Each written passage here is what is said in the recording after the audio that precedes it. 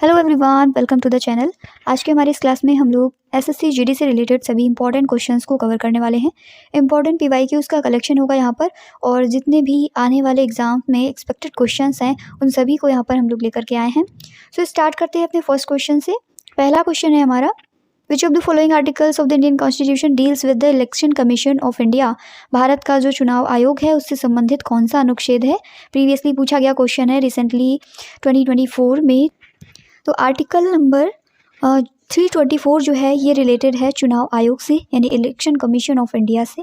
इसी के साथ साथ जो आर्टिकल 320 है ये लोक सेवा आयोग के कार्यों से संबंधित है। संघ या राज्य लोक सेवा आयोग से संबंधित है आर्टिकल 322। और आर्टिकल 324 जैसा कि हम लोगों ने अभी पढ़ा, चुनाव का अधीक्षण करता है, निर्देशन और नियंत्रण होता है, ये सभी चुनाव आयोग में निहित है। भारत का जो इलेक्शन कमीशन है इसके मुख्य इलेक्शन कमिश्नर हैं श्री राजीव कुमार, और इलेक्शन कमिश्नर हैं ज्ञानेश कुमार, साथ ही डॉक्टर सुखबीर सिंह संधू जो हैं वो भी कमिश्नर हैं। तो इसी के साथ साथ नेक्स्ट क्वेश्चन आगे बढ़ते हैं। भारत में हरित क्रांति मुख्य रूप से किसके उत्पादन में सुधार पर केंद्रित थी। The green revolution in India mainly focused on improving the production of, किसका प्रोडक्शन यहाँ पर बढ़ा था, तो गेहूं और धान का प्रोडक्शन बढ़ा था। हरित क्रांति जो है वो इंडिया में बेसिकली स्टार्ट हुई थी 1965 से 68 के बीच में।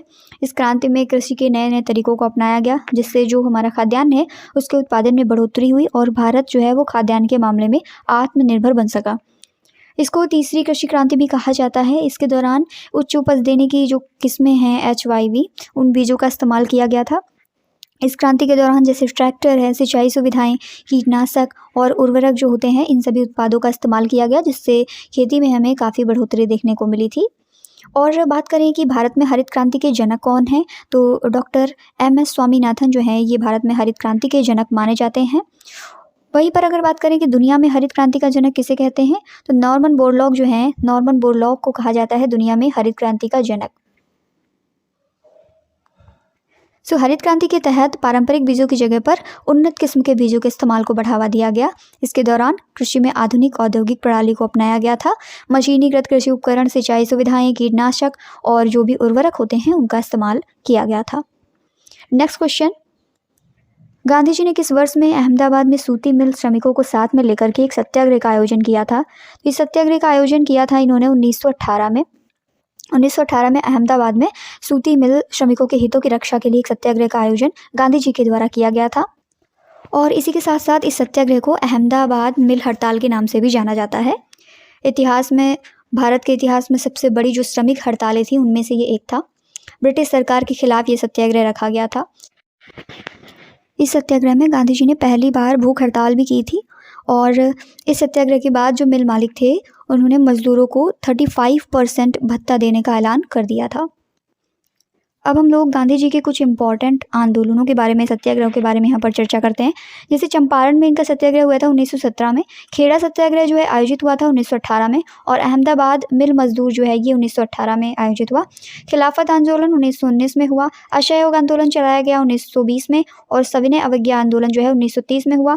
इसी के साथ साथ भारत छोड़ो आंदोलन, जो कि अपने आप में बहुत ही महत्व रखता है, ये 1942 में हुआ था। विच of the following festivals is not a festival of Gujarat. इनमें से कौन सा उत्सव जो है वो गुजरात का महोत्सव नहीं है। तो सनबर्न फेस्टिवल जो है, सनबर्न महोत्सव, ये गुजरात का नहीं है। गुजरात में और भी कई सारे त्यौहार मनाए जाते हैं बड़े उत्साह के साथ में, जैसे होली है, धुलेटी, जन्माष्टमी, गणेश चतुर्थी, शिवरात्रि, उत्तरायण, नवरात्रि, ये सभी गुजरात में सेलिब्रेट किए जाते हैं। बात करें अगर सनबर्न फेस्टिवल की, तो ये 5 डेज तक सेलिब्रेट किया जाता है। कहाँ पर आयोजित होता है ये, तो ये गोवा में सेलिब्रेट किया जाता है। इलेक्ट्रॉनिक डांस म्यूजिक फेस्टिवल है ये, EDM। एशिया का सबसे बड़ा फेस्टिवल माना जाता है ये। इसकी स्टार्टिंग हुई थी 2007 में गोवा में, और 2024 में ये फेस्टिवल मनाया गया है 28 से 30 दिसंबर तक। गोवा में इसका आयोजन हुआ है। पहले ये सिर्फ गोवा में आयोजित होता था, लेकिन अब ये पुणे में भी आयोजित किया जाता है। 2009 में CNN ने इसे दुनिया के 10 सबसे अच्छे फेस्टिवल में से एक बताया था। इंटरनेशनल डीजे वगैरह इसमें ऑर्गेनाइज किए जाते हैं। कई तरीके का मनोरंजन यहाँ पर होता है, भोजन, खरीदारी, ये कई सारी चीज़ें यहाँ पर शामिल होती हैं। सनबर्न फेस्टिवल के कुछ और नाम है, जैसे सनबर्न रिलोड, सनबर्न एरिना और सनबर्न कैंपस। इन सभी नामों से इसे जाना जाता है। Next question, Mahasu dance style is related to which state of India. वो महासू नृत्य शैली जो है ये संबंधित है हिमाचल प्रदेश से। महासू हिमाचल प्रदेश के नाट्य लोक नृत्य के रंगीन रूपों में से एक है और इस नृत्य को संभवतः महासू कहा जाता है क्योंकि ये महासू पहाड़ी भाषी क्षेत्र में शुरू हुआ था। हिमाचल प्रदेश में महासू पहाड़ी वास्तव में एक बड़े क्षेत्र में बोली जाती है जिसमें 10 लाख से अधिक लोग शामिल होते हैं। शिमला और सोलन में काफ़ी बोली जाती है ये। कुछ इंपॉर्टेंट लोक नृत्यों की बात करें तो जैसे कुचिपुड़ी है। कुचिपुड़ी तो ये कहाँ का लोक नृत्य है? ये आंध्र प्रदेश का लोक नृत्य है। असम के कुछ लोक नृत्य हैं जैसे बिहू है, बिछुआ है। इसी के साथ साथ खेल गोपाल, तबल चोंगली, कली गोपाल, ये सभी असम से बिलोंग करते हैं। बिहार के कुछ इंपॉर्टेंट लोक नृत्य हैं जैसे पावरिया, समा चकवा, विदेशिया, जट, इस तरीके के जो लोक नृत्य हैं वो बिहार से रिलेटेड हैं। गुजरात के इंपॉर्टेंट लोक नृत्यों में जैसे गरबा है। गरबा जो है ये गुजरात से बिलोंग करता है।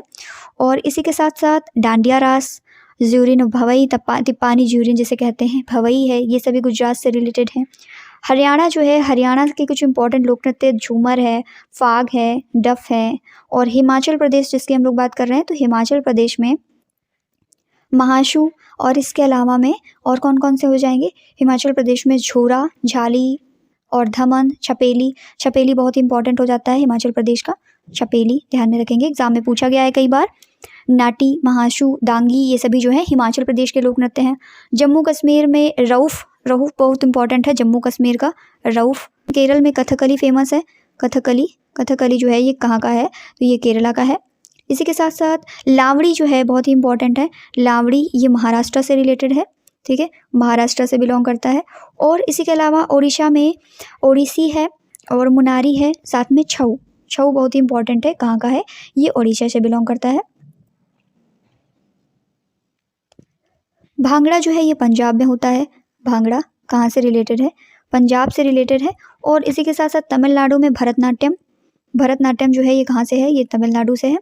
और उत्तर प्रदेश में नौटंकी, रासलीला, काजरी, छपेली और जैता, ये भी उत्तर प्रदेश में सेलिब्रेट किए जाते हैं। उत्तराखंड के कुछ लोक नृत्य हैं जैसे रासलीला, गढ़वाली, कुमायूनी, कजरी। इसके साथ साथ सनबर्न हम लोगों ने सुना, गोवा में महोत्सव होता है। इसी के साथ साथ गोवा में होता है रणमाले और फुगड़ी, ठीक है। मध्य प्रदेश के कुछ इंपॉर्टेंट हैं जैसे कि जवारा, मध्य प्रदेश में जवारा, मटकी, ठीक है, मटकी, आड़ा, खड़ा नाच, ये सभी मध्य प्रदेश में होते हैं। और कुछ इंपॉर्टेंट अरुणाचल प्रदेश की बात कर लेते हैं तो अरुणाचल प्रदेश में बुइया जो है ये अरुणाचल प्रदेश का है इंपॉर्टेंट लोक नृत्य। वांचो और पोनंग भी है इसी में। मणिपुर की बात करें तो मणिपुर में पुंगचोलोम, रासलीला, लूशा करके लोक नृत्य कहाँ पर किया जाता है? ये मणिपुर में किया जाता है, ठीक है, मणिपुर में। मेघालय का इंपॉर्टेंट लोक नृत्य है नोंगक्रेम, ठीक है, नोंगक्रेम ध्यान में रखेंगे, बहुत इंपॉर्टेंट, कई बार पूछा भी गया है। जीडी में भी रिसेंटली पूछा गया क्वेश्चन है ये किससे रिलेटेड है? ये मेघालय से रिलेटेड है। तो सभी इंपॉर्टेंट लोक नृत्यों के बारे में हम लोगों ने यहाँ पर डिस्कस किया। आगे बढ़ेंगे। कौन सा त्यौहार मुख्य रूप से असम से संबंधित है? तो असम से संबंधित है बिहू। ओणम जो है केरल से संबंधित है। बैसाखी पंजाब। और इसके अलावा छठ पूजा बिहार से रिलेटेड है। अम्बुबाची मेला जो है असम में लगता है। भारतीय खिलाड़ी पीआर श्रीजेश जो हैं कौन सा खेल खेलते हैं? तो ये हॉकी खेलते हैं। पीआर श्रीजेश की बात करें तो ये भारत के पूर्व फील्ड हॉकी खिलाड़ी हैं, गोलकीपर और भारतीय राष्ट्रीय हॉकी की टीम के पूर्व कप्तान रह चुके हैं। पीआर श्रीजेश को अपनी पीढ़ी का दुनिया का सर्वश्रेष्ठ गोलकीपर माना जाता है। 4 ओलंपिक खेलों में भारत का प्रतिनिधित्व कर चुके हैं और इन्होंने लंदन 2012 से लेकर के पेरिस 2024 तक के हर संस्करण में भारत का प्रतिनिधित्व किया है। इनकी कुछ उपलब्धियों की बात करें तो टोक्यो 2020 में और पेरिस 2024 में ओलंपिक्स में इन्होंने कांस्य पदक जीता है। 2020 में और 2024 में ओलंपिक्स में इन्होंने कांस्य पदक जीता है। 2020 का जो ओलंपिक है वो टोक्यो में आयोजित हुआ था और इसी के साथ साथ 2024 का जो ओलंपिक है ये आयोजित हुआ था पेरिस में, ठीक है। तो इन दोनों में ही कांस्य पदक मिला था भारतीय हॉकी टीम को। वेद ऋषि कपिल का संबंध भारतीय दर्शन के किस संप्रदाय से है? To which sect of Indian philosophy did Ved rishi Kapil belong? तो ये बिलोंग करते हैं सांख्य से। वेद ऋषि कपिल का संबंध भारतीय दर्शन के सांख्य संप्रदाय से था। देखिए भारतीय दर्शन जो है इसके मुख्य 6 संप्रदाय हैं। कौन कौन से?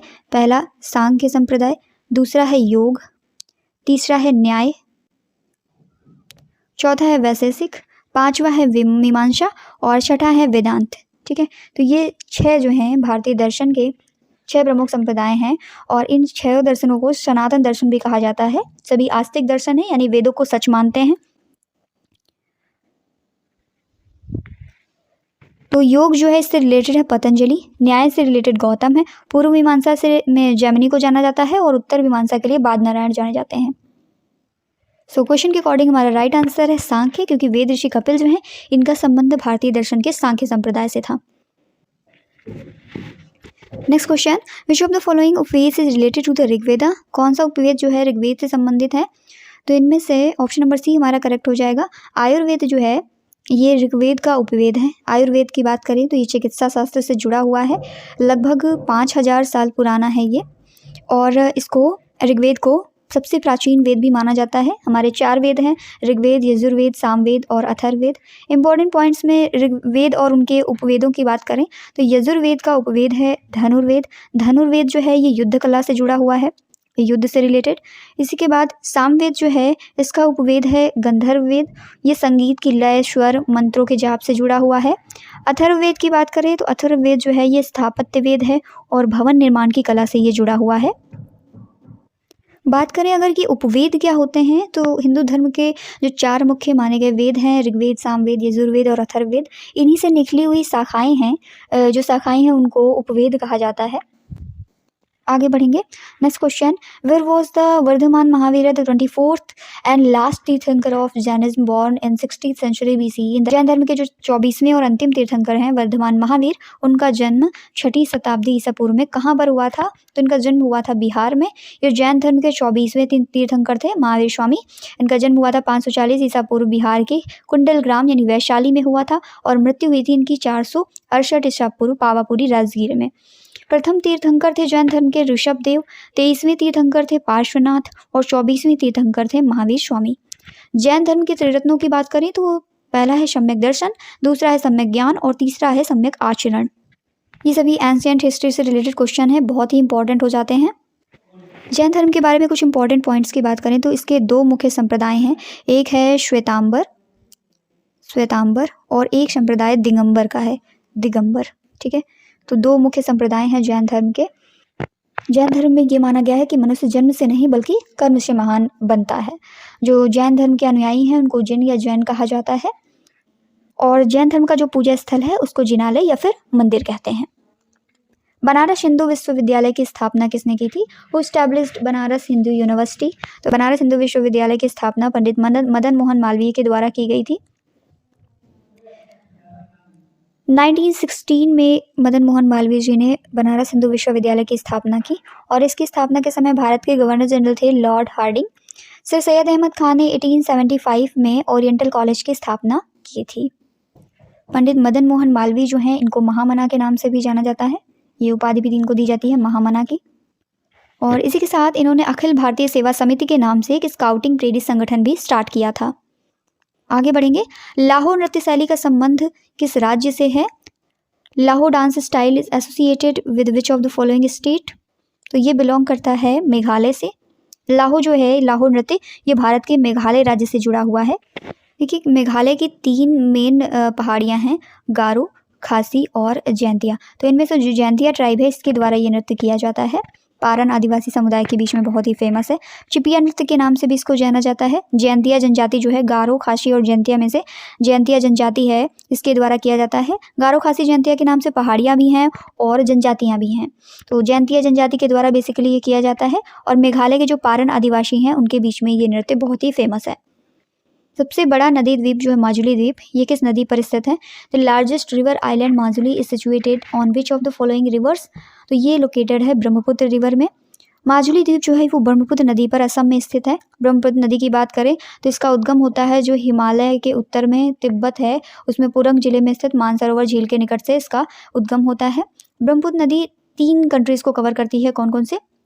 पहला तो तिब्बत जहाँ से निकलती है, दूसरा यूटर्न लेती हुई अरुणाचल प्रदेश से एंटर करती है इंडिया में, और इसके बाद लास्ट में गिरते टाइम इसका मुहाना बांग्लादेश से होकर के जाता है, तो बांग्लादेश में भी एंटर करती है। तो 3 कंट्री कौन कौन से हो गए? इंडिया, तिब्बत और बांग्लादेश। वहीं पर अगर कावेरी नदी की बात करें तो कावेरी नदी जो है वो पश्चिम घाट के पर्वत ब्रह्मगिरी से निकलती है और बंगाल की खाड़ी में जाकर के गिर जाती है। गोदावरी नदी की बात करें तो गोदावरी नदी प्रायद्वीपीय भारत की सबसे लंबी रिवर है, और ये भी जो है बंगाल की खाड़ी में ही गिरती है। इसी के साथ साथ पश्चिमी घाट की जो नासिक पहाड़ियाँ हैं वहाँ पर से त्रंबकम से ये निकलती है, और दक्षिण गंगा या वृद्ध गंगा इसको कहा जाता है। बहुत ही इंपॉर्टेंट पॉइंट है, पूछा जाता है क्वेश्चन में कि वृद्ध गंगा या दक्षिण की गंगा किसको कहते हैं, तो गोदावरी रिवर को कहा जाता है, ध्यान में रखेंगे। ये जो माजुली जिला है, माजुली द्वीप है, इसको असम की सांस्कृतिक राजधानी भी कहा जाता है।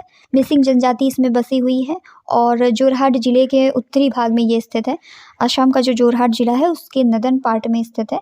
2016 में इसे भारत का ऐसा पहला द्वीप बनाया गया था जिसे जिला बनाया गया है। इसी के साथ साथ ये द्वीप जो है उत्तर में सुभाषिनी रिवर, दक्षिण में ब्रह्मपुत्र रिवर और उत्तर पूर्व में खैरकुटिया द्वीपों से घिरा हुआ है। हिमालय की सबसे बाहरी श्रृंखला कौन सी है, तो हिमालय की सबसे बाहरी श्रृंखला इनमें से शिवालिक है। हिमालय को उत्तर से दक्षिण की ओर 4 भागों में बांटा गया है। पहला है ट्रांस हिमालय, ठीक है, दूसरा है ग्रेट हिमालय और तीसरा है मिडिल हिमालय या फिर लघु हिमालय कहते हैं। फोर्थ में लास्ट में आती है शिवालिक रेंज। तो ये शिवालिक रेंज की बात हो रही है, यानी सबसे बाहरी श्रृंखला, सबसे आउटर साइड की श्रृंखला है शिवालिक रेंज। शिवालिक जो है हिमालय की सबसे बाहरी और सबसे नई बनी हुई श्रृंखला भी है। उत्तर से दक्षिण की ओर 4 भागों में बांटा गया है हिमालय को। मध्य हिमालय और शिवालिक हिमालय के बीच में पाई जाने वाली जो घाटियां हैं, यानी मिडिल हिमालय जिसे लघु हिमालय भी कहते हैं और शिवालिक, इनके बीच में जो घाटियां हैं उनको दून कहा जाता है या फिर द्वार कहते हैं, जैसे देहरादून, हरिद्वार, ये सभी इसके बीच में ही बसे हुए हैं। और शिवालिक पर्वत के जो निचले भाग हैं, जैसे ही ये चारों पार्ट एंड होते हैं, trans, great Himalaya, middle Himalaya और लास्ट में शिवालिक, इनके बाद का जो रीजन आता है ये तराई का रीजन होता है। इसमें नदियाँ लगभग विलुप्त हो जाती हैं और दलदली भूमि होती है, ये विलुप्त होकर के यानी ज़मीन के अंदर से बहने लगती हैं, दलदली भूमि होती है। ऊंचाई लगभग 850 से 1200 मीटर है शिवालिक रेंज की। शिवालिक पर्वत के जो निचला भाग है उसको कहा जाता है तराई। सौरमंडल की खोज किसने की थी, who discovered the solar system, तो सौरमंडल की खोज की थी कोपरनिकस ने। 1543 ईस्वी में सौरमंडल की खोज हुई थी। न्यूटन ने गुरुत्वाकर्षण के नियम की खोज की थी और इसी के साथ साथ वास्को ड गामा जो है ये भारत की खोज के लिए जाने जाते हैं, सबसे पहले भारत आए थे ये जो कोपरनिकस हैं, निकोलस कोपरनिकस, इन्होंने सौरमंडल की खोज की थी और ये बताया था कि पृथ्वी जो है वो सूर्य के चारों ओर घूमती है, ठीक है, और सूर्य जो है ये ब्रह्मांड का केंद्र है। कोपरनिकस ने सौरमंडल के बारे में अपना जो सिद्धांत है वो 1543 में दिया था। इनके सिद्धांत के पहले पृथ्वी को ही ब्रह्मांड का केंद्र माना जाता था और इस सिद्धांत को भूकेंद्रित मॉडल कहते हैं।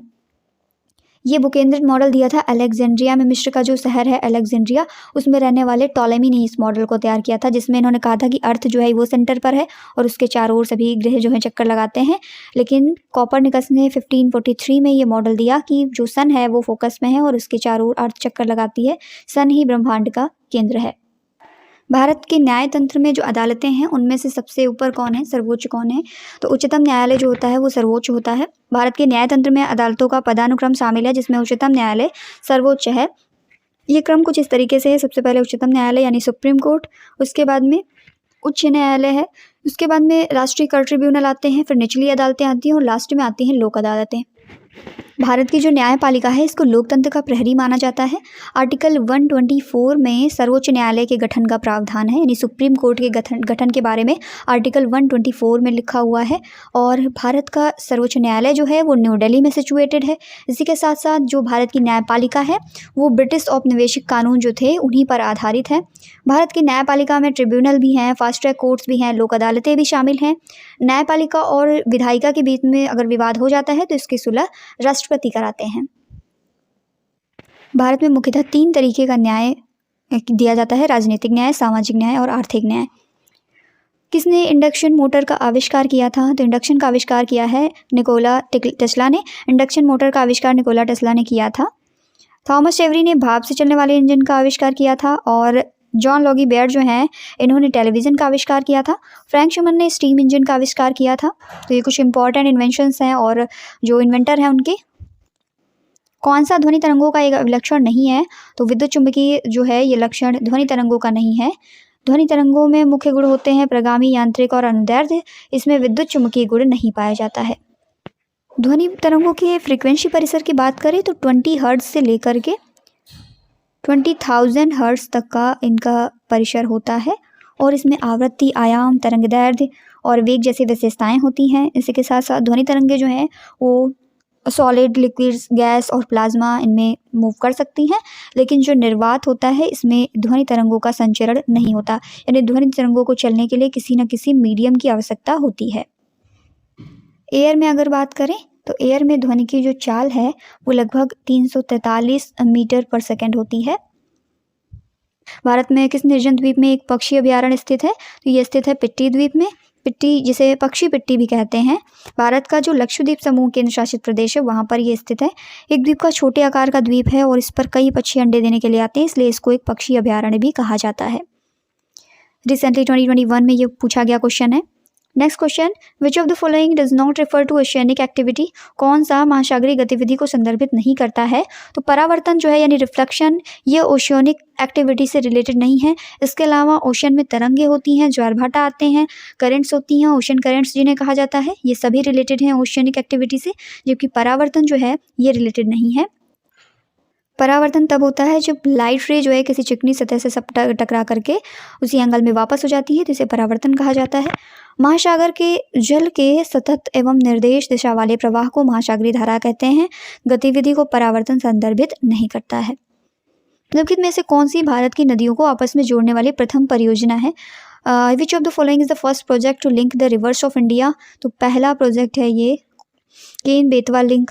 केन बेतवा लिंक करने के लिए ये पहली परियोजना थी जिसमें दो नदियों को आपस में जोड़ने का काम रखा गया था। राष्ट्रीय परिप्रेक्ष्य परियोजना यानी एनपीपी के तहत परिकल्पित केन बेतवा लिंक परियोजना है। देश में कार्यान्वित होने वाली नदियों को जोड़ने की ये पहली परियोजना थी। जो नदी जोड़ो परियोजना थी उसमें से एक है केन बेतवा लिंक परियोजना, और ये परियोजना जो बुंदेलखंड में सिंचाई के लिए बेहतर सुविधाएं मुहैया कराने के लिए स्टार्ट की गई थी।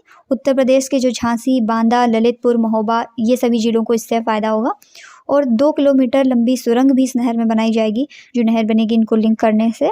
तो इस परियोजना के तहत 221 किलोमीटर की लंबी नहर बनाई जाएगी। इसमें 2 किलोमीटर लंबी सुरंग भी होगी और 77 मीटर ऊंचा बांध भी इसमें बनाया जाएगा। इसी के साथ साथ इस परियोजना से 103 मेगावाट बिजली और 27 मेगावाट सोलर पावर का भी उत्पादन किया जाएगा। भारत में हिम तेंदुआ परियोजना की शुरुआत कब की गई थी? Snow leopard project in India was started in 2009। 2009 में इसकी स्टार्टिंग हुई थी हिम तेंदुआ परियोजना की। ये उन स्टेट्स में चलाया गया था जहां हिम तेंदुए पाए जाते हैं। Project snow leopard. कुछ इंपॉर्टेंट स्टेट्स थे जैसे कि जम्मू कश्मीर है और हिमाचल प्रदेश है, इसी के साथ साथ उत्तराखंड है और सिक्किम। इन सभी में ये परियोजना चलाई गई। सिक्किम है, अरुणाचल प्रदेश में भी चलाई गई थी। तो इन स्टेट्स में ये परियोजना स्टार्ट की गई। इसी के साथ साथ तेंदुए से रिलेटेड कुछ और परियोजनाएं, साबी सैंड्स तेंदुआ परियोजना भी थी। तो ये सभी हिम तेंदुओं से रिलेटेड परियोजनाएं हैं। इसका लक्ष्य था कि हिमालय और जो अधिक ऊंचाई वाले क्षेत्र हैं उसमें वन्य जीव संरक्षण को मजबूत करना।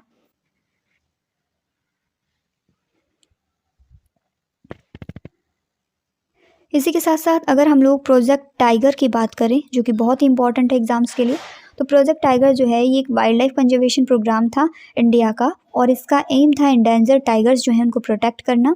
1973 में ये लॉन्च किया गया था by the ministry of environment, forest and climate change. इस प्रोजेक्ट के तहत बाघों की जो आबादी है उनको बनाए रखने के लिए प्रयास किए गए। बाघों के संरक्षण के लिए केंद्र जो बनाए गए उनके लिए सरकार से हेल्प ली गई, और इसके कुछ फ़ायदे ये हुए कि बाघों की आबादी में बढ़ोतरी हुई है। साथ ही साथ प्रोजेक्ट एलिफेंट भी चलाए गए, और भी कई सारे प्रोजेक्ट्स हैं जो वन्यजीव संरक्षण के लिए चलाए जाते हैं। नेक्स्ट क्वेश्चन, कौन सी पहाड़ियाँ मेघालय में स्थित नहीं हैं? तो डाफला पहाड़ियाँ जो है ये मेघालय में स्थित नहीं है। ये नॉर्थ ईस्ट में असम और अरुणाचल प्रदेश राज्यों की सीमा के पश्चिमी भाग में स्थित हैं, और मेघालय में ये स्थित नहीं है। मेघालय की मेन पहाड़ियाँ कौन कौन सी हैं? गारो, खासी और जैंतिया। ये तीनों पहाड़ियाँ मेघालय की बहुत ही इंपॉर्टेंट हैं। इन्हीं के नाम से मेघालय में ट्राइब्स भी हैं और ये पहाड़ियाँ भी हैं। नेक्स्ट क्वेश्चन, कौन सी नदी जो है वो जास्कर और लद्दाख पर्वतमालाओं के बीच में बहती है?